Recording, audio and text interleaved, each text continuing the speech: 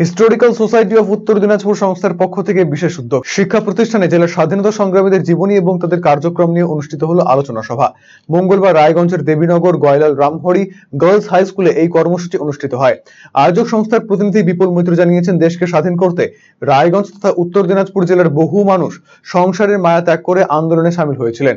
তাদের কথা স্মরণ করে তাদের জীবনী এবং কার্যক্রম নিয়ে রচনা এবং কুইজ অনুষ্ঠিত হচ্ছে।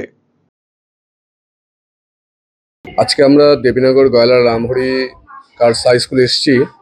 আমাদের রায়গঞ্জের বুকে যে সকল স্বাধীনতা সংগ্রামী ছিলেন, পরাধীন ভারতবর্ষে থেকে ভারতকে স্বাধীন করবার জন্য যে সকল বীর শহীদরা আত্মত্যাগ করেছিলেন, স্বাধীনতা সংগ্রামে ঝাঁপিয়ে পড়েছিলেন, সেই রকম বেশ কয়েকজন স্বাধীনতা সংগ্রামী আমাদের রায়গঞ্জ শহরেও ছিলেন, যারা সেই সময় জীবনকে একেবারে সঁপে দিয়েছিলেন। জীবনের মায়া তাদের ছিল না, তাদের পরিবারগুলো এগিয়ে এসেছিল। কিন্তু ইতিহাসের পাতায় যে স্বাধীনতা সংগ্রামীদের পাই, তারাও নমস্য।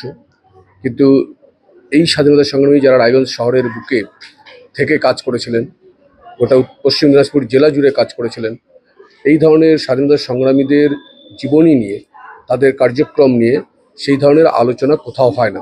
বইয়ের পাতায় তো নেই, বা স্বাধীনতা সংগ্রামের জন্য বিভিন্ন ধরনের লেখা বই যা আছে পাঠ্য বই ছাড়াও, সেখানেও তেমনভাবে এদের কথা কিন্তু মুদ্রিত নেই। স্বাভাবিকভাবে হিস্টোরিক্যাল সোসাইটি অফ উত্তর দিনাজপুর ইতিহাস নিয়ে যাদের কাজ, এই সংস্থার পক্ষে এই স্বাধীনতা সংগ্রামীদেরকে বিস্তৃত হওয়া একেবারেই অসম্ভব।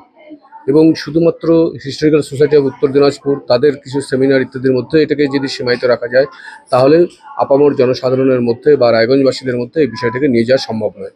তাই হিস্টোরিক্যাল সোসাইটি অফ উত্তর দিনাজপুর ঠিক করেছে, বিভিন্ন বিদ্যালয়ে আমাদের জেলার এই স্বাধীনতা সংগ্রামীদের জীবনী কার্যক্রম তাদেরকে লিখিত আকারে কিছু পয়েন্টস দিয়ে দেওয়া হবে। তার ভিত্তিতে তারা কিছু রচনা তৈরি করবে, যে রচনা তারা তাদের বিদ্যালয়ে কোনো একটা দিন আলোচনা করবে, এবং কতটা তারা সেই আলোচনা সভায় বুঝলো সেই বিষয়গুলোকে নিয়েই একটা কুইজ কম্পিটিশন তৈরি হবে ছাত্রছাত্রীদের মধ্যে, যাতে এই চর্চাগুলো তাদের মধ্যে থাকে।